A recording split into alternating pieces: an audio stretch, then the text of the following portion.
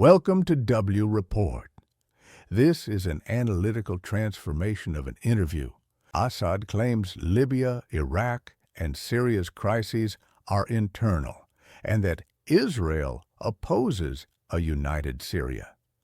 Israel cites jihadists to justify strikes, despite Damascus's outreach to Netanyahu. What truly drives Israel's attacks, and how does this shape the conflict?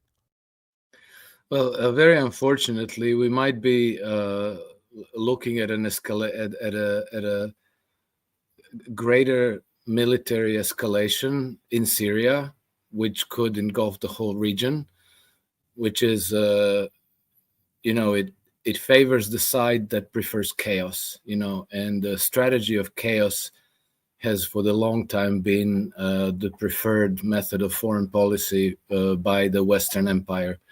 And here I would, the chief culprits with long historical tradition of doing this would be former European colonial powers, Great Britain and France. And they essentially created the mess that is now festering still and erupting into a greater conflict.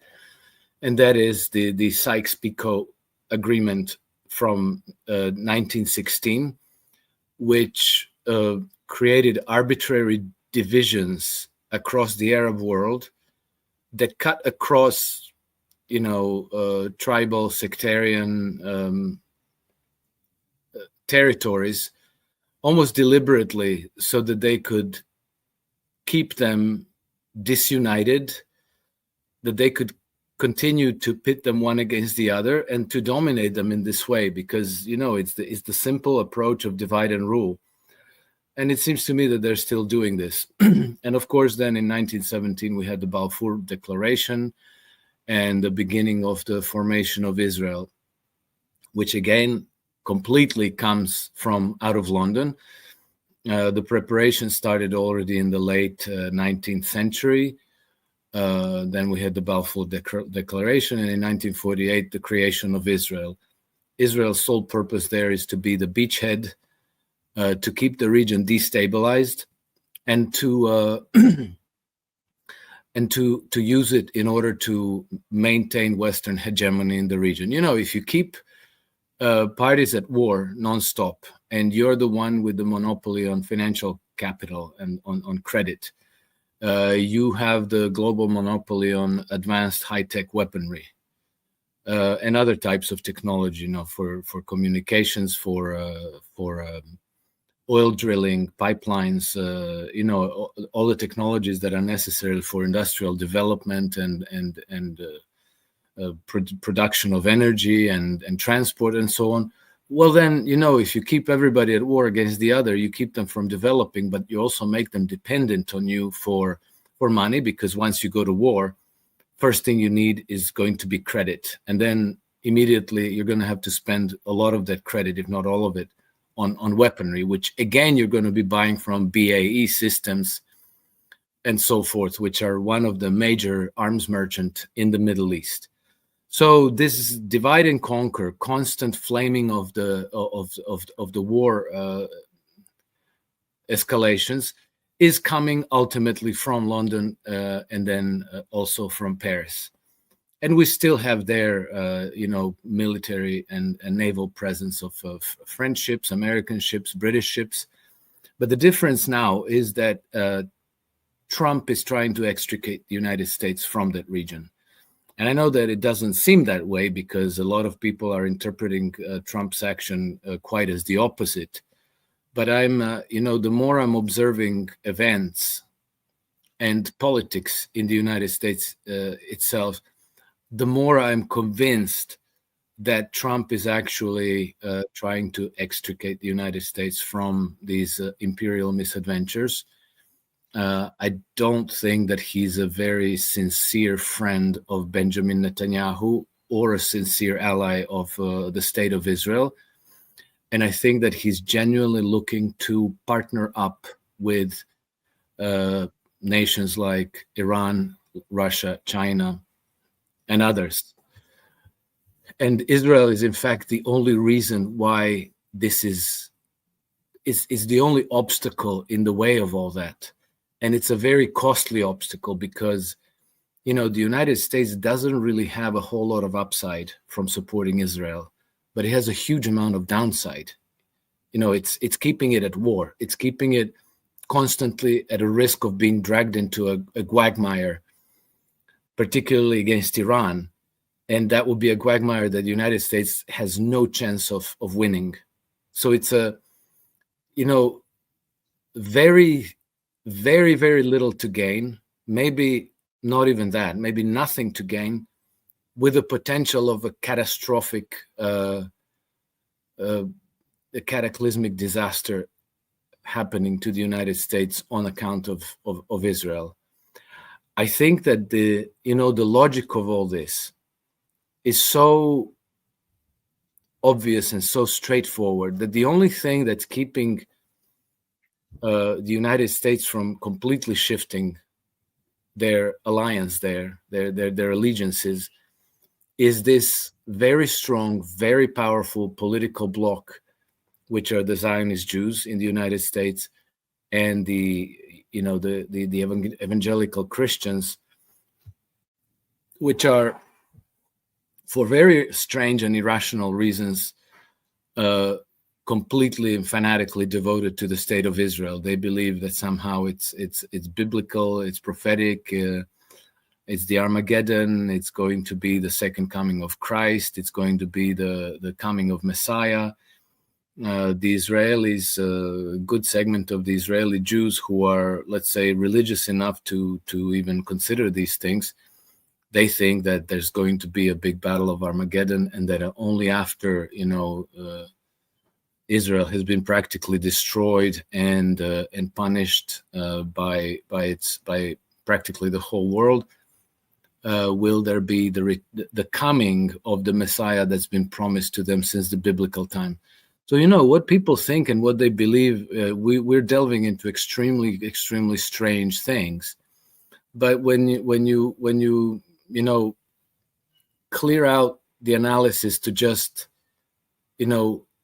pros and cons, the gains and losses that the United States can obtain in different ways of relating to Israel, to Iran, to Syria, to Turkey, to Saudi Arabia, and so on. Israel is a major problem for the United States, and I very much doubt that this is not patently obvious to Donald Trump.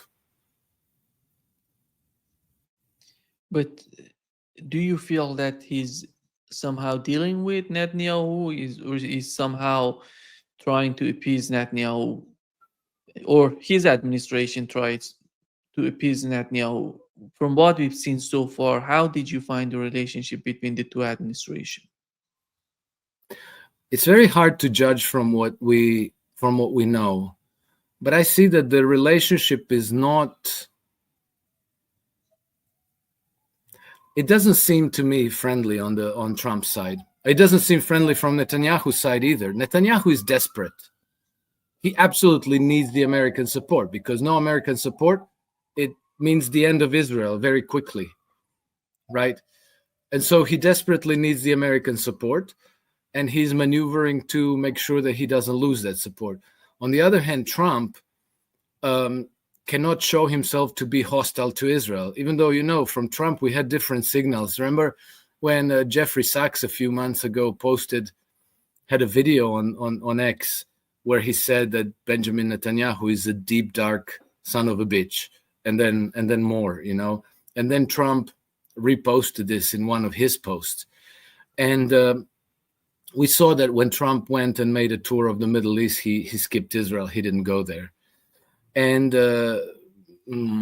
he has expressed sharp criticism of Israel for their bombing of Iran, which is kind of unique in American political life, because normally everybody has the knee-jerk reaction. Whatever Israel does, Israel has the right to defend herself. That's the only thing you're ever going to hear. So the fact that Trump was saying that he's not very, very happy with them, and then when people were trying to suggest that, well, it's actually Iran's fault.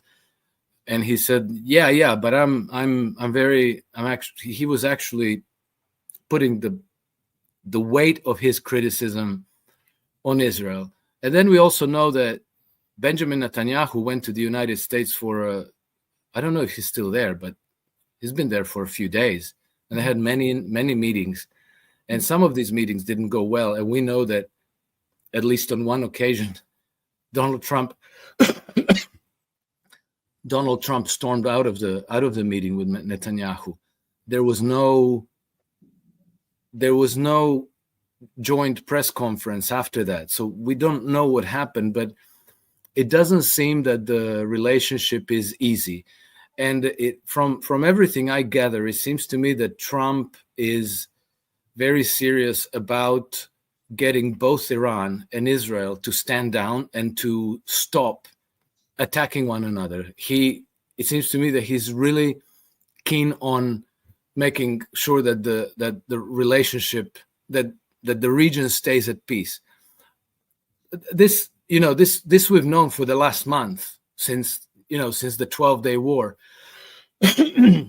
ended. But we've also, on one of our previous podcasts, we've talked about Syria, that it will be relatively easy, and I mentioned the British hand in Syria, that it will be relatively easy for the British to get something going in Syria, to use Syria to again cause an arson attack against peace in the region. And now I think we see that. And as Kemi Badenoch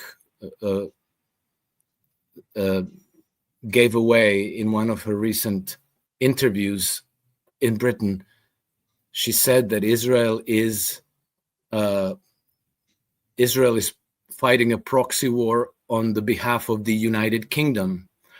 And the United Kingdom does not have interest in there being peace in the region. Their interest is to keep the region destabilized and to eventually bring about the regime change in Iran. Trump said explicitly that he's not looking to do a regime change in Iran. The British are saying that they want a regime change in Iran. We saw just this week a statement from Lord, what is his name? I have to look it up. Lord Beamish, who went and gave a whole statement about why Iran is a great threat to the British, to Great Britain, to the British people, and to British interests.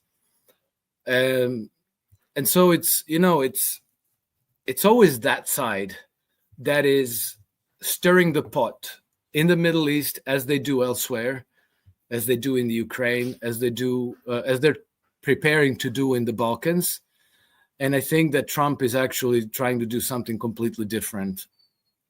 The speaker framed Syria's war as a legacy of Britain and France. Sykes-Picot borders and Israel's creation keep Arabs locked in endless conflict, feeding Western loans and arms sales. The U.S. is dragged along, though Trump allegedly sees Israel as a risky burden, but is hemmed in by its lobby. London, he says, is still the chief firestarter, pitting Syria and Iran against each other for profit. Before we discuss Iran, how do you view Turkey's role? Erdogan seems to pursue neo-Ottoman ambitions, operating in Syria, influencing northern Lebanon, backing Azerbaijan, yet offering only rhetoric on Gaza. Do these moves yield any genuine benefit for the region? Well, it seems to me that Turkey, particularly Erdogan and the Turkish deep state and intelligence apparatus, is on board with the British foreign policy, contributing to the destabilization of the region. And so we know now that the Turks have collaborated with the British MI6 and the British foreign policy establishment in cultivating the al-Nusra Front. They created together the HDS militia, and they cultivated al-Jolani and al-Shibani and a whole bunch of these jihadis. They kind of rebranded them as reformers, as New Democratic Front in Syria and so forth, and they have presented them to the world as such. We know that the Turks have been handling the HTS from the strategic military aspect, but the public relations side has been handled by the British. Now, how does this come about? Well, there's a part of the political class in Turkey which see in all this an opportunity to re-establish some form of an Ottoman Empire, right? And many of them, believe that Aleppo and parts of Syria and Lebanon actually should belong to Turkey. It should be rightfully a Turkish territory. And so this, let's call it, this ambition has been exploited by the British to kind of co-opt Turkey into their orbit, into their geopolitical concept. And the current head of the MI6, Sir Richard Moore, has been one of the main proponents of this concept of Great Turania, right? The Great Turania would be some kind of a political union of the Turkic people across the Central Asia, because you have these Turkic peoples that it goes from Turkey across to Azerbaijan, and then you have Turkmenistan and Kazakhstan, Tajikistan, Uzbekistan, all the way to China. These are all Turkic people, right? And they share a common language and a common culture and so forth. And so, for Erdogan as his political legacy, it would be appealing to emerge as a great uniter of the Turkic people and creating, this, if this entity stretches across the bulk of the Eurasian continent, that's a very, very powerful position to be in, because, this is where China's One Belt, One Road initiative has many of its transport routes that are extremely important for China's strategic plans, and the Russians, and the international north-south transport corridor, which goes from the Indian Ocean all the way to the Baltic Sea. That one would cut across this greater Turania, so it's a very good way for the British, for the Western Empire, to derail Chinese and Russian and BRICS, the whole BRICS approach to the international development, and Iran is absolutely the central pivot point in that whole concept. And so to try to cater to these ambitions of Turkic leaders like Erdogan and Aliyev in Azerbaijan is a way to bribe them into coming to your side.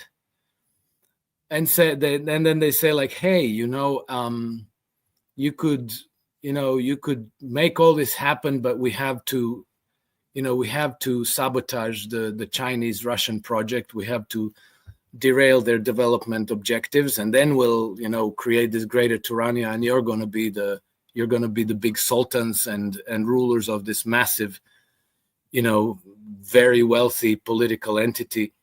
And so this is very, very typical British. They always make promises, and they always try to appeal to their target proxies by giving them something that they might be secretly dreaming about, and they say, like, hey, we'll make it happen. We'll help you make this happen, and you're going to help us by regime changing Iran, by weakening Russia, by supporting Ukraine, by derailing this north-south, by partitioning Iran, maybe breaking off Tehran from the Caspian coast and so on. So this is where this is all coming from, Nima. But I have this is clear enough. But I have a suspicion that this is not a particularly strong card to play, because if it were a strong card, they wouldn't wait for the moment of absolute desperation to play that card, because the derailing of the Eurasian integrations and Russia and the Belt and Road Initiative was supposed to happen by imposing a proxy war through Ukraine on Russia. Well, they lost that one. And so now the British have signed a military cooperation agreement with Azerbaijan. They sent recently a military attaché to Baku for the first time ever. And then I think it was last month or in May, they signed a military cooperation agreement with Kazakhstan.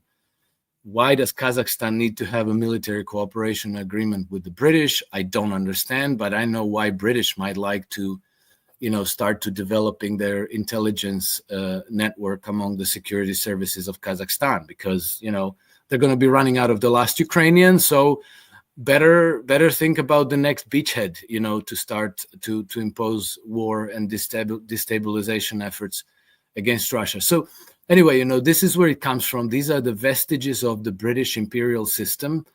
London is still very much keen on perpetuating all that. And so activating their networks in Turkey, HTS, taking over Damascus. Vanessa Bili, who is now in Lebanon, but she used to be a correspondent from Damascus, she said that every 4-star hotel in Damascus is packed with British agents, with whether it be NGOs or private contractors or flat out foreign office personnel, but British are crawling all over Damascus now. And well, the good news is that the Russians understand what the game is. The Iranians understand what the game is. In a very strange turn of event, the Iranians, after yesterday's bombardment of Damascus by the Israelis, the Iranians reached out to al-Jolani and offered cooperation, which is very, very interesting. Again, an indication they absolutely understand what the game is and who the real enemy is. And the Chinese understand the game. And I also more and more strongly believe that Trump understands what the game is and that he's on the right side of history, because somebody who is in the know, it was Susan Kokindo of the Promethean Action Committee, who is very politically active, but she told me that in a recent cabinet meeting about all these Middle Eastern events in Washington, that Trump on several occasions during the meeting made a point of calling America's enemies, Iran, Russia, China. He said, our so-called enemies, and he also called them the people that are perceived to be our enemies. That's a very strange way to formulate, what you mean to say, but it's very clear that he's not buying that Iran is an enemy to the United States, that Russia is an enemy to the United States, that China is an enemy. He understands who the real enemy is, and so that's all bad news for the undead British Empire, because now they have very powerful constellation of regional powers arrayed against them, and they know what the game is. And the British, the whole British thing depends on people with very thin hold on power, like UAE is important as a new, let's say, new Middle Eastern financial center. Qatar is important as a new, let's call it, intelligence special forces headquarters for the Western Empire. Damascus is now important, but what? Damascus is ruled by a foreigner imposed by the Turks and the British. That's not going to go very far. Israel is important, but Israel is in its dying agony. And then, like they have a government in Lebanon that doesn't really have the support of the people, and Hezbollah is still strong, refuses to disarm, and does have the support of the people. So I think that all of this stuff that this little cabal in London is doing with the ruling families of UAE and Qatar and the deep state of Turkey and these jihadis in Damascus, I don't think that will actually be sustainable for the long term, and I think that ultimately they will fail. Alex, how do you see the role of British in the Arab states, especially in Qatar? And do you feel they're playing the same? Oh yeah, absolutely. Oh, well, the British have been have a very, very close cooperation with Qatar. Again, a military alliance. The Qataris are, I think, they're the only country in the world that actually shares military bases with the British on the British mainland. They have two military bases in England where they train their pilots. So the Qatari military pilots are being trained in the United Kingdom, and they have a very, very close intelligence cooperation with the Qataris. The Qatari intelligence agencies with the British intelligence agencies, and they coordinate foreign policy together. Let's remember that when the October 7, 2023 attack in Israel happened, it was kind of coordinated with the Hamas leadership, which is also being coddled in luxury in Qatar, right? These are a handful of Hamas leaders who enjoy a life of luxury in Qatar, fly around on private jets. Absolutely do not share the agony of the Gaza people, and they were I think that they were instrumental in orchestrating the October 7 attacks in Israel, and they were this was done obviously not by Hamas leaderships that one day decided, hey, let's do this. It was I think coordinated with the Israeli and British involvement, and I think that if you know what happened and how it happened, it's absolutely clear that October 7 was a false flag attack, that it was orchestrated to happen that way, that its purpose was to result in a large number of civilian casualties in order to galvanize the Israeli society for the ethnic cleansing of Gaza and also the West Bank. And this is what we have today. It didn't happen randomly. It was done to happen that way.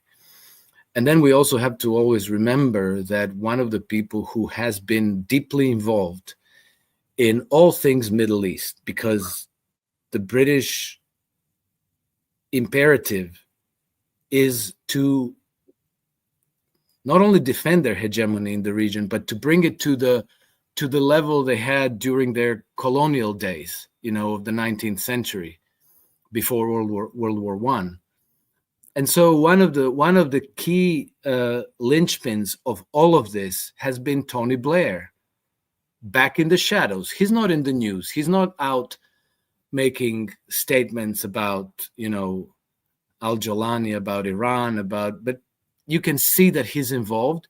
And his former chief of staff, Jonathan Powell, is deeply involved in networking with the jihadi groups that have now overtaken Syria, and also rebranding them so that to the Western public they seem very reasonable. If you go to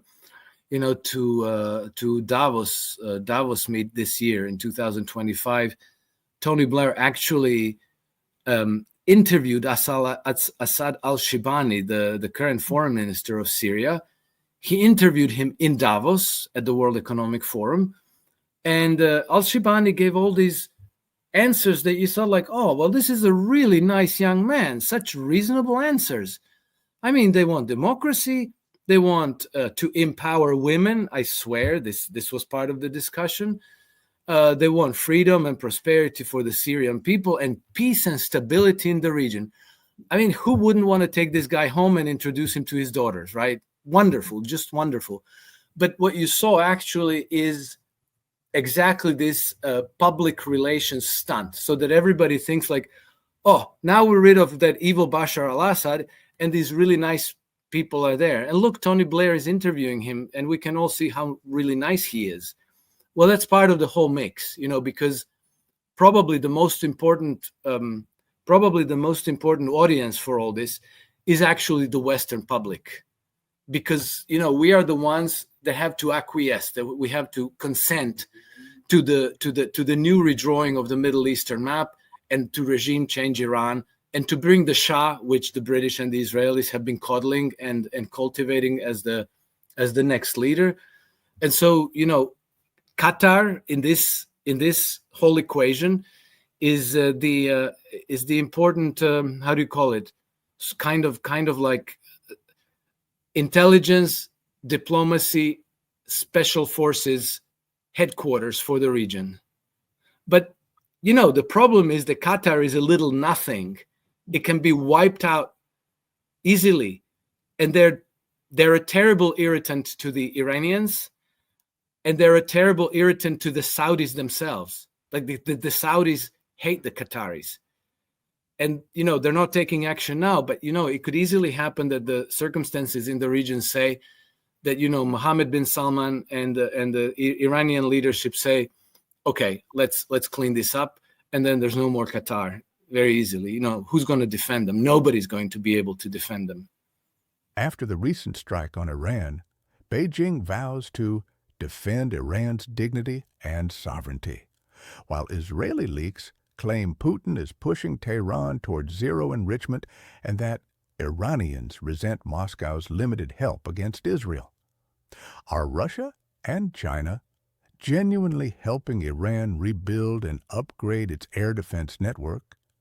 And what might that mean if fresh attacks occur? They're desperate to derail the relations between Russia and Iran. And they're also very desperate to derail the relations between Russia and the United States, because they want to isolate everybody and they want everybody to only talk to them. But we know that I think that just yesterday or the day before, Antony Blinken, of all people, gave an interview to one of your compatriots. What is her name? Amanpour. Christian Amanpour, the valiant CNN journalist. And Antony Blinken made a few very, very stunning revelations there, in which he said that actually the Iranians were ready to limit their nuclear uranium enrichment to I think something like 0.67%, not even 3.7. And so if Iranians were ready to do that in order to have peace and to lift sanctions, then how did we even end up in all these problems? So somebody has used heavy-handed deception in order to mount this regime change initiative against Iran. And I think that, again, we have to place the United Kingdom at the very top of the list of suspects. Because, we talked about this before, but in 2019, it was the British who tried very hard to persuade Donald Trump into launching an attack against Iran. So, it was after the downing of the Reaper, I think, one of those big drones that the Americans fly over the Straits of Hormuz. The Iranians downed it, and then there was this big lobbying effort to try to persuade Trump into starting a war basically against Iran, and he said no. And then there was this hysterical exchange of messages between the British embassy and the Foreign Office, berating Trump, criticizing him, calling him names because he refused to start war against Iran. But it was the British who wanted that war to happen and who mounted this whole diplomatic front against Trump to persuade him to do it. So it's been them all along, nonstop, always mixed in, but always acting behind the scene because they want the Americans to do the dirty work. And then when the Americans do the dirty work, then British often emerge and they pretend to be very critical of the Americans because of, their the use of force, and they shouldn't do this, and it's terrible and it's ugly. But we're here to help things, and we're going to bring peace and stability, and we're going to lead the negotiations. By the way, we're going to take it upon ourselves. We're going to negotiate some kind of a peaceful settlement because, we're all about diplomacy and sitting at the table and talk. But it's always the same instigator. And, before when you asked me the question of their cooperation with Qatar, because Qatar, thanks to, their relationship with the British, has been one of the, or if not the main financier to all these jihadi groups like Al-Qaeda and Al-Nusra and Khorasan and all of these splinter groups that emerged in the Middle East of these violent extremist jihadi fanatics. And so there's a researcher called Karin Gevorgian, and she's an expert Orientalist, right? And here's a direct quote from her. Britain is trying to take the helm of world domination from the United States. One of their tools is control of virtually all radical Islamist movements in the world. So, it's not just me saying it. It's, if you scratch below the surface and you really look into what's going on and who's stirring the pot in the region, you always come up with the British. London is the chief puppet master. Since Sykes-Picot, it has kept the Middle East burning, using Israel as a perpetual beachhead. Backed by MI6, Turkey pursues neo-Ottoman/Greater Turan dreams, meddling in Syria, Lebanon, and the Caucasus to block Chinese and Russian corridors. After recent strikes, Iran gets covert help from Moscow and Beijing, while Britain, via Qatar and InfoOps, tries to sever the Tehran-Moscow link and force regime change. The U.S. hesitates. Trump, the speaker says, wants out, but is bound by the pro-Israel lobby and evangelicals. Bottom line, endless war benefits London more than Washington, fueling profits from arms, credit, and chaos. Thanks for watching. Support the channel if you find this format valuable. More deep dives are coming soon. Until then, think for yourself and draw your own conclusions.